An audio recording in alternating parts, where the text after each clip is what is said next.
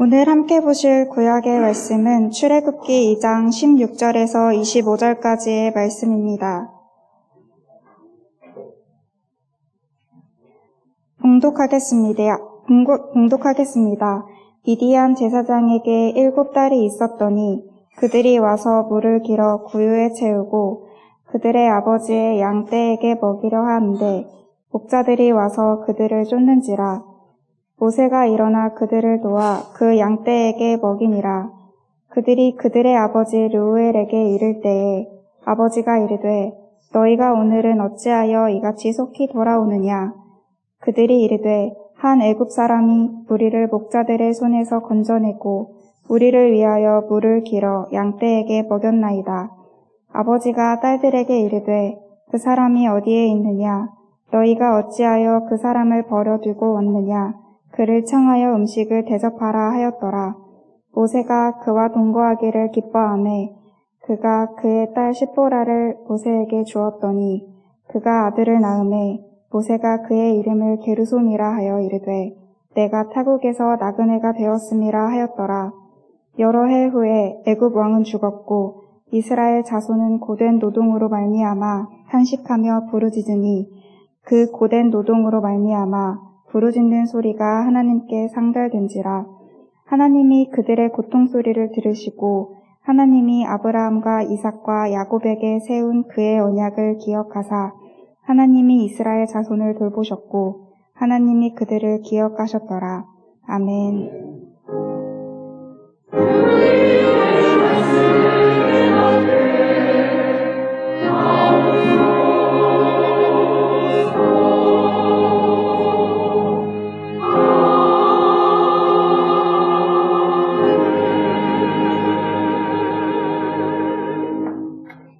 이어서 보실 신약의 말씀은 마태복음 9장 9절부터 13절까지입니다.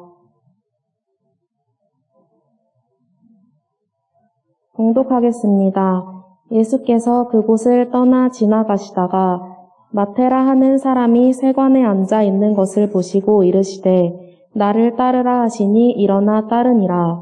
예수께서 마태의 집에서 앉아 음식을 잡수실 때에 많은 세리와 죄인들이 와서 예수와 그의 제자들과 함께 앉았더니 바리새인들이 보고 그의 제자들에게 이르되 어찌하여 너희 선생은 세리와 죄인들과 함께 잡수시느냐. 예수께서 들으시고 이르시되 건강한 자에게는 의사가 쓸데없고 병든 자에게라야 쓸데있느니라. 너희는 가서 내가 긍휼을 원하고 제사를 원하지 아니하노라 하신 뜻이 무엇인지 배우라. 나는 의인을 부르러 온 것이 아니요 죄인을 부르러 왔노라 하시니라. 아멘. 이번 휴가지에서 책을 읽다가 아무래도 좀 소개하고 싶다 하여 조금 글귀를 여러분들에게 좀 소개를 좀 드려보겠습니다. 제목부터 좀 특이했고요. 내용도 물론 특이해서 소개를 드립니다. 특이한 제목은 바로 이런 것이었습니다. 거룩한 잡놈. 밸런스가 좀 안 맞죠? 거룩하면 거룩했지 무슨 잡놈이라고는 용어까지 거기다 붙였나. 이 글은 분당에 있는 만나교회 김병삼 목사라는 사람의 글입니다. 굉장히 큰 교회죠. 이런 정도 사고를 하고 계십니까? 그렇게 대형 교회를 하고 계시구나. 이 김병삼 목사는 한때 이런 일도 했습니다. 주일날 사람들은 어떻게 사나? 강대상에서 내려가서 직접 택시 운전을 하셨어요.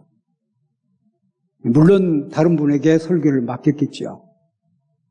과연 주일날 사람들의 생활의 모습은 어떨까? 택시 운전을 자청해서 택시를 몰고 시내를 돌아다닌 분입니다. 자, 이런 분이 이런 사고를 하시면서 글을 썼는데요. 시골교회 목사님에 관련된 글이었습니다. 자, 어느 시골교회 목사님이 경로당에다가 이런 글귀를 붙였습니다. 나는 거룩한 잡놈입니다. 하면서 거기다가 소제목으로 목사 사용 설명서를 붙여놨어요. 첫 번째부터 10가지 나를 이렇게 좀 써주세요. 동네 어르신들에게. 그 제목이 거룩한 잡놈이었고 소 제목이 목사 사용 설명서였습니다. 전기가 고장나면 바로 전화해 주세요. 텔레비가 고장나도 바로 전화해 주세요. 휴대폰 고장나면 바로 전화해 주세요. 일손이 딸리면 바로 전화해 주세요. 병원 갈 일이 생기면 바로 전화해 주세요. 뭐 이런 내용들입니다. 자, 그런데 압권이 하나 있었습니다. 그래서 잡놈이라고 쓰시지 않았나 싶어요. 고스톱 치다가 화토 짝이 안 맞으면 전화해 주세요. 여러분 고스톱 치다가 싸우시죠? 3점 났니 5점 났니 10점 났니 여하튼 짝이 안 맞든지 싸움이 벌어지면 바로 전화해 주세요. 아마도 화토를 사다가 직접 대지 않았나 싶은 생각도 들어요. 자, 어느 날 갑자기 어떤 분이 병이 들어서 병원을 갈 일이 있는데 시내를 갈 일이 있는데 차편이 불편해. 목사 사용 설명서에 보니까 바로 전화하시라고 그랬어요. 자, 당연히 전화를 했겠지요. 어르신들을 이분은 모시고 병원을 다녀왔겠지. 약국도 다녀왔을 것이고 이것저것 아마도 잡수실 것을 갖다가 제공하셨겠죠. 그 할아버지 할머니가 얼마나 미안했겠습니까? 당연히 교회를 나가주셨겠지. 그렇게 해서 성장한 시골 교회 얘기를 김병삼 목사라는 사람이 글을 쓴 겁니다. 자, 제가 그 글을 읽다가 휴가지에서 글을 읽었다고 말씀드렸습니다. 이번 제 휴가지는 청학동이라고 하는 곳인데 흔히는 촌장마을이라고 합니다. 거기 가보니까 이런 아이의 거리도 있더라고. 김다현의 거리. 여러분 김다현은 촌장의 딸인데 노래를 워낙 잘해서 유명한 아이가 됐죠. 자, 그가 태어난 바로 그 동네가 청학동인데 촌장마을입니다. 기념비적으로 그 아이를 기념해서 거리를 만들었더라고요. 저는 사실 김다현이 누군지 몰랐어요. 나중에 알고 보니까 김다현이 그 김다현이구나. 그래서 뭐 그런 꼴짝이 그런 꼴짝이가 없어. 하늘만 환하게 보이는 조그마한 교회당이 하나 있기는 하더라고요.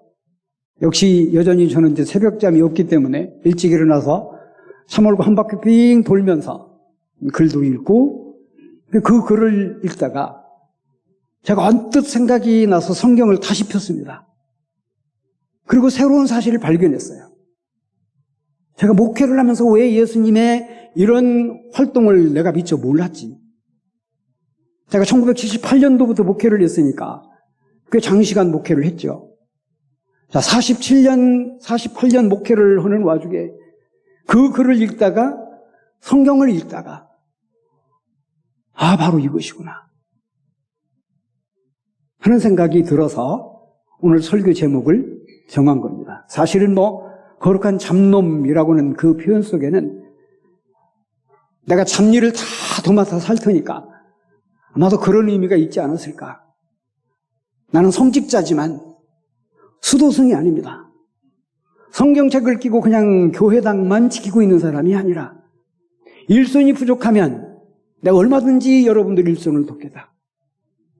농산일도 좋고 굳은 일도 좋고 풀 깎는 일도 좋고 화투 치다가 서로 싸우지 말고 젊은 목사 불러서 이것은 3점 이것은 5점이라고 내가 해결해 줄 테니까 화투 짝이 모자라면 내가 사다 줄 테니까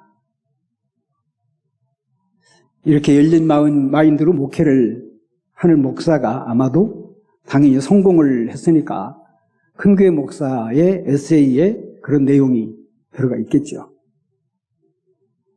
제가 복음서를 읽다가 새로운 점을 발견한 겁니다.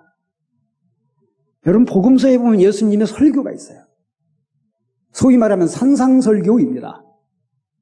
마태복음 5장, 6장, 7장에 굉장히 중요한 설교야. 얼마만큼 중요한 설교인가 하면 그 설교를 다 듣고 사람들이 예수님을 평가를 했습니다.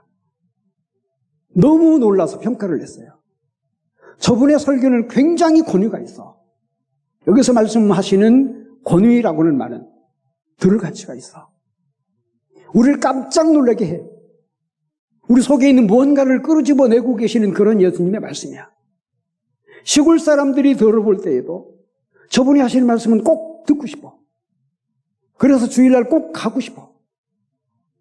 그래서 사람들이 굉장히 놀랐다고 써 있고요. 그 예수님의 설교에 굉장히 권위가 있었다고 썼고요. 끝부분에 뭐라고 또 썼는가 하면 서기관들과 같지 않더라 했습니다. 당시 서기관은 율법의 최고 학자들입니다. 지금 말하면 성경의 박사들이에요. 이분들이 하시는 설교와 예수님의 설교는 완전히 비교가 돼요. 일상의 강의 같은 그런 설교를 듣다가 예수님의 설교를 한편 들으면 사람이 깜짝 놀랄 정도로 내 심중에 깊은 것이 확 깨어나는 것 같은 그런 느낌을 예수님께서 받은 겁니다. 자, 그게 마태복음 5장, 6장, 7장이에요. 예수님의 설교 모음집입니다. 자, 그런데 너무나도 놀랍고 새로운 사실은요. 바로 그 설교 마태복음 5장, 6장, 7장 바로 앞부분의 4장 얘기입니다. 마태복음서 기자가 당시 글을 쓰는 기자들이 왜 예수님의 설교 현장에 그렇게 많은 사람들이 운집했는지 하는 이유와 배경을 4장에 써놨어요. 뭐라고 썼는가 하면 제가 그래서 오늘 설교 제목을 붙인 겁니다. 마을의 일꾼이셔. 아까도 제가 시골 마을 목사 사용 설명서 잠깐 말씀드렸습니다만 이 동네 저 동네 저 동네 이 동네 다 예수님 찾아다니십니다. 모든 동네를 전부 다 섭렵하세요. 제가 있는 대로 조금 메모를 해왔으니까 그냥 저 쳐다보고 들어보세요. 마태복음 4장 말씀이라고 그랬습니다. 자, 마태복음 1장, 2장, 3장은 조금만 줄여주세요. 예수님이 탄생하시고 세례를 받으시고 또 순환을 당하셔서 공생애를 시작하시기 전 단계 얘기를 썼어요. 이게 마태복음 1장, 2장, 3장입니다. 그리고 한 장 건너뛰어서 5장부터는 예수님의 설교인데 그 설교 현장에 굉장히 많은 사람들이 운집한 배경이 4장에 있어요. 복음서 기자가 예수님이 어떤 행동을 하셨기 때문에 예수님이 주변에 왜 그렇게 많은 사람들이 모여들었는지에 관련해서 4장의 기록으로 이런 기록을 남겼습니다. 예수께서 갈릴리로 물러가셔서 납달리 스불론 지경의 해변가 가버나움에 사셨는데 또 썼습니다. 갈릴리 해변을 다니시다가 또 거기서 더 가셨다가 또 이렇게 썼습니다. 예수께서 온 갈릴리를 두루 다니셨고 세 군데만 제가 지금 읽어드렸습니다. 예수님께서 물러가셔서 어디서 물러가셨는고 하면 도시에서 물러가셔서 시골 마을로 들어가신 거예요. 소위 말하면 시골 목회를 예수님 지금 자청하신 겁니다. 하시면서 아까 그 시골 목사가 얘기한 대로 당신 사용 설명서를 지금 사람들에게 알려준 겁니다. 나 이런 때 나 찾으세요. 자, 제가 예수님께서 다니신 길 얘기만 했습니다만은 예수님께서 가버나움에 들어가셔서 하신 일이 쫙 기록되어 있어요. 가버나움을 또 떠나셔서 다른 동네로 또 들어가셔서 또 하신 일이 쫙 써 있습니다. 또 거기서 조금 더 가셔서 다른 동네로 가셨는데 그 얘기를 또 쫙 써놨어요. 이게 4장 얘기입니다. 예수님 한 곳에 머물러 계시지 않고요. 이 동네 가셔서 이 일을 하시고 저 동네 가셔서 저 일을 하시고 동네를 다니면서 온갖 참일을 전부 다 예수님이 도맡아 하셨어요. 자, 시골교회 목사가 너무 고마워서 시골의 어르신들이 당연히 빚진 심정으로 교회를 갔겠죠. 저 어렸을 때 부흥회가 굉장히 자주 있었습니다. 당시에는 볼거리 즐길 거리가 없기 때문에 부흥강산에 오시면 그 주간은 시골 동네 잔치날이야. 교회를 다니시든 안 나오시든 하여튼 모든 어르신들이 전부 다 예배당에 모여. 왜? 목사의 설교가 너무 은혜스럽고 재밌어요. 그렇게 웃겨주시는 분도 안 계셨거니와 그렇게 재미있는 예화를 하시는 분도 안 계셨거니와 당신들의 영혼을 활짝 깨울 수 있는 그런 얘기를 여지껏 들어본 적이 없어요. 당신은 라디오라고 해봤자 아주 굉장히 큰 거, 이만한 거. 이만한 것은 조금 제가 강조한 것이고요. 들고 다닐 수도 없어요. 너무 커서. 그 라디오 한 대 있는데 그것도 사이클이 제일 안 맞아요. 그래서 직직거려. 이야기를 들을 것이 별로 없었던 시대입니다. 자, 그런데 그 시골에 부흥강사님 오셔서 설교를 하시고 예화를 들으시고 이런저런 재미있는 말씀을 하시니까 동네 잔치였습니다. 자, 시골교회 목사가 어르신들을 상대로 해서 이것저것 저것 이거 낚시를 나눴어요. 얼마나 고마웠겠습니까? 당연히 교회 나가주지요. 그럼 그 목사님은 더 신이 나서 정신없이 이런 일을 저런 일을 했을 것이고. 자, 4장의 말씀의 앞권은 바로 이런 부분입니다. 또 말씀에 이렇게 기록되어 있습니다. 소문이 온 시리아 지방에 퍼진지라 모든 앓는 자, 모든 병든 자, 모든 고통받는 사람들을 고치셨더라. 여러분, 배너라고는 영화를 보면 훗날 배너가 잘 돼서 어머니를 찾아가는 장면이 나와요. 근데 어머니가 병들었어. 근데 어머니가 병들어 찾을 방법이 없어.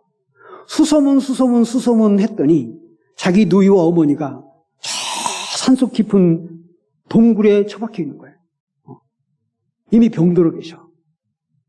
당신은 병이 나면 사람들과 완전히 분리수용했습니다. 동네 사람들과 어울려 살 수가 없었어요. 가족들과 함께 살 수가 없어요. 그래서 동네에서 쫓겨납니다. 누군가가 그분들에게 음식을 갖다 제공하지 않으면 그분들은 죽지요.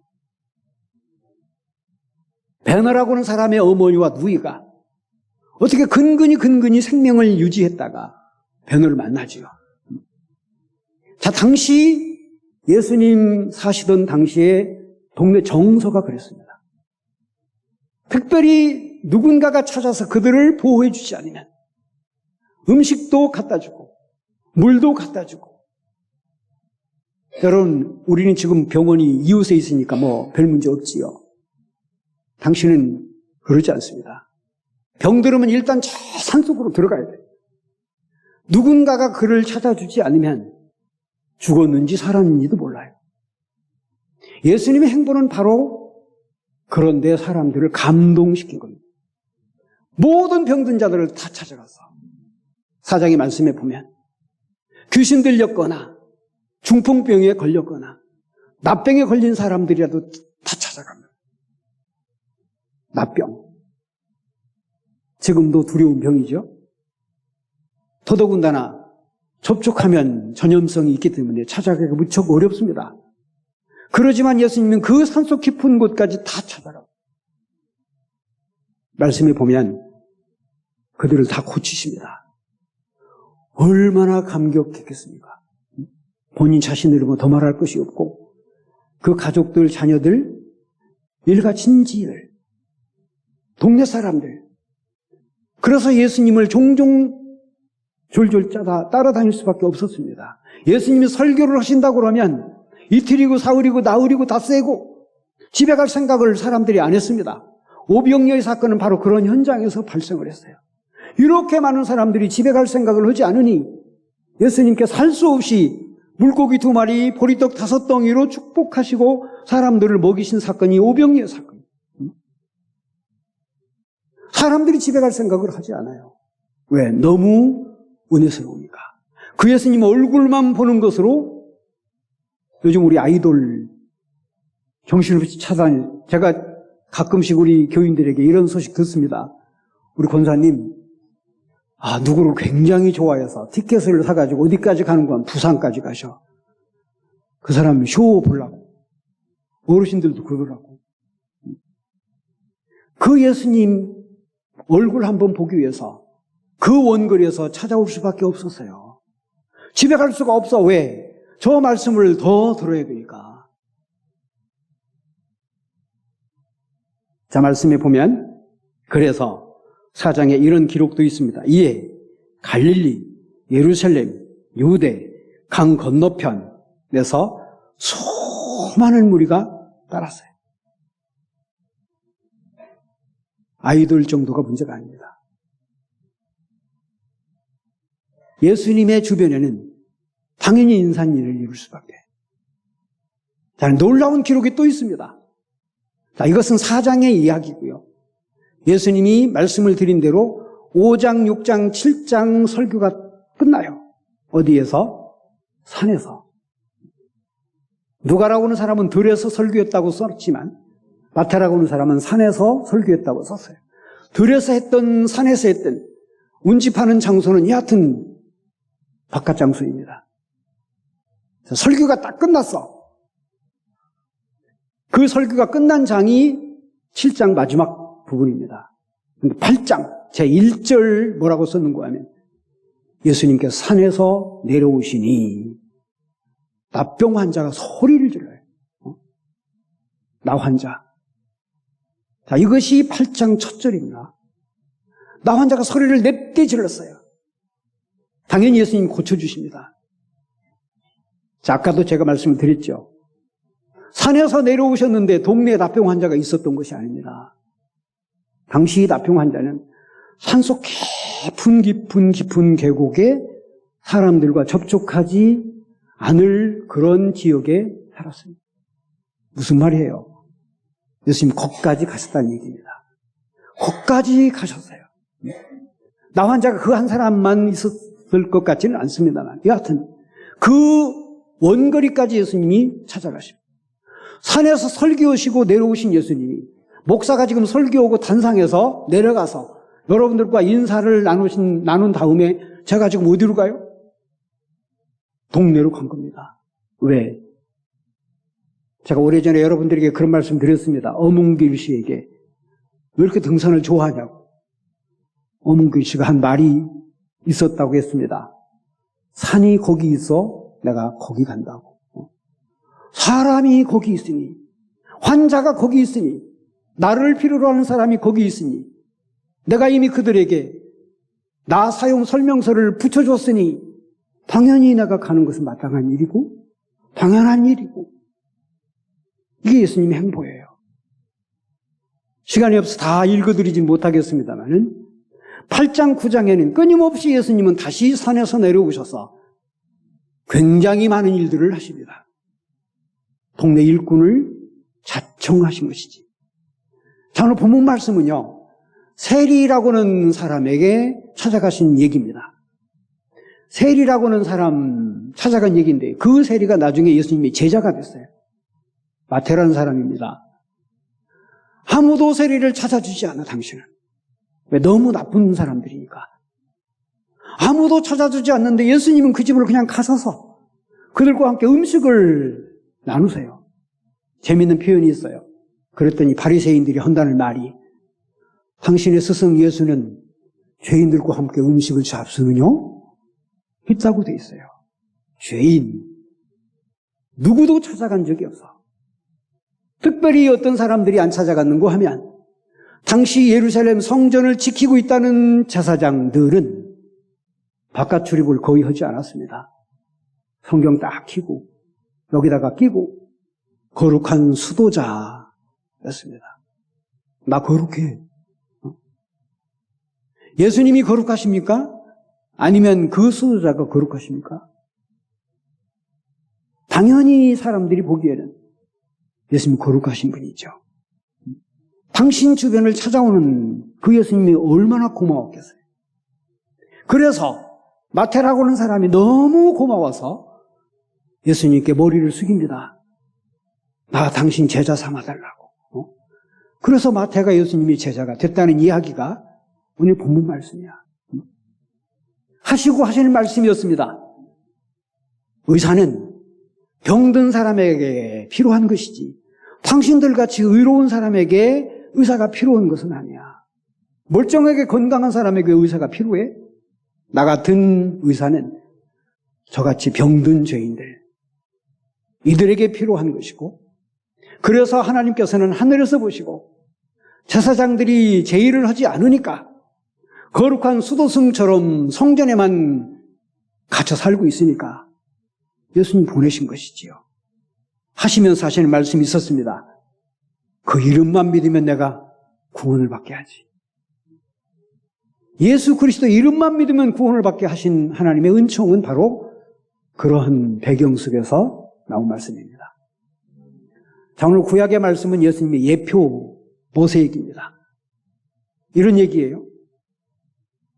모세는 종으로 태어났지만 용케도 그는 행운아였습니다. 그래서 공자로 자라요. 애굽의 대제국의 공자로 자랐다는 얘기는 호신술을 충분히 익혔다는 얘기일 것이고, 무술을 충분히 익혔다는 얘기일 것이고, 운동을 충분히 했다는 얘기일 것이고, 자기 한 사람 지키는 정도는 물론이지만 남 한 사람 높이는 것은 거뜬할 정도로 모든 것을 다 익힌 사람이 공자 모세였습니다. 어느 날 갑자기 들에 나갔는데 자기 부족 히브리 민족들이 너무 강압을 당하는 겁니다. 근데 애굽의 이 감독자들이 너무 심하게 다릅니다. 그래서 주먹을 한 방 날렸는데 이게 죽은 거예요. 얼마나 모세가 힘이 셉니까? 호신술 정도 익힌 것 정도는 아니었겠지. 왕자니까. 제국에. 살인자가 됐으니 도망가야지. 공자라도 사람을 죽였으니 살 방법이 없어. 그래서 도망 어디로까지 도망가는 거 하면 미디안 광야로 도망가요. 맨날 며칠 몇 달을 걸어서 애굽의 군사들이 닿지 않을 곳으로 도망갔어요. 자, 그런데 도망가서 자그마한 한 마을에 도착을 했는데 사건이 벌어졌어. 모세 눈에 이건 아니야. 자, 그 미디안 지역에는 많은 양치기들이 있었는데 힘이 꽤나 강한 양치기들도 있었지만 힘이 연약한 여자 양치기들도 있어요. 모세가 옆에서 가만히 지켜보니까 여러분들이 참 못됐어요. 이놈 사내놈들이. 여자 양치기들이 자기 양들에게 물을 먹기 위해서 열심히 준비를 했는데 다 뺏어가는 겁니다. 자, 그래서 모세가 개입을 하기 시작해요. 그래서 한꺼번에 다 사내 양치기들을 물리쳤다는 얘기입니다.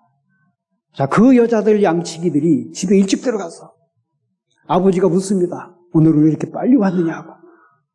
대답하기를 애굽에서 온 사내의 어떤 분이 열심히를 도와서 일이 빨리 끝났다고. 아니, 모시고 오지 하여 모시고 갔어. 결과적으로는 그 아버지가 자기 딸을 그 모세에게 주어서 사유를 삼습니다. 자, 그렇게 모세는 거기서 40년의 세월을 보냅니다. 우리 하나님께서 40년 동안 모세를 가만히 지켜보니까 이미 인격이 보통 놈이 아니에요. 정의롭고 이루 말할 수가 없어. 공의를 실천하기에 아주 딱 맞는 놈이야. 그래서 우리 하나님께서 모세를 찾아가신 것이 모세를 부르신 배경사입니다. 그 모세가 훗날 선택을 받아서 유대 나라의 아주 큰 해방자로 우뚝 서지요. 아무나 지도자로 삼으신 하나님은 아니었던 거지. 자, 그 모세는 곧 예수님의 예표입니다. 미디안 광야에서 40년 동안 살면서 모세 역시도 동네 마을의 일꾼을 자청했어요. 혹시 잡놈이었을 수 있지만 온갖 잡일을 다 해결을 한 사람이 모세예요. 그 모세가 눈에 들어와서 하나님 모세를 찾으신 것이고, 그래서 모세를 지도자로 삼으신 것이고, 지금 우리 시대에 과연 모세와 같은, 비록 거룩한 성직자는 아니라고 손치더라도, 아니 잡놈까지는 아니라고 손치더라도 주변에 있는 잡일을 다 감당해서 우리 가정도 평안하고 내가 속해 있는 조직도 평안하고 직장도 우리 교회도 평안하면 당연히 우리 하나님은 영광을 받으실 것이지요. 우리 모두가 다 그래서 우리 잃어버린 기독교 신뢰가 다시 회복될 수 있기를 간절히 바랍니다. 기도드립니다. 거룩하시고 자비로우신 아버지 감사드립니다. 오늘 또 귀한 아침을 주시고 또 우리에게 말씀을 주시고 주님의 은혜를 사모하게 하시오니 감사드립니다. 이 시간 우리 주님께서 우리에게 은혜를 베푸셨사오니 영원까지 주님을 사모하는 백성들이 되게 하시고 하나님의 일꾼답게 사랑하는 백성들이 되어서 잃어버린 하나님의 영광을 다시 회복하는 저희 모두가 되게 하여 주시옵소서. 우리 교회가 목사인 저부터 장로, 안수집사, 권사, 집사 우리 모든 신도들이 그러하게 하셔서 동네의 일꾼이 또 마을의 일꾼이 되어서 하나님께 영광 돌리게 하여 주시옵소서. 예수 그리스도의 이름으로 기도하옵나이다.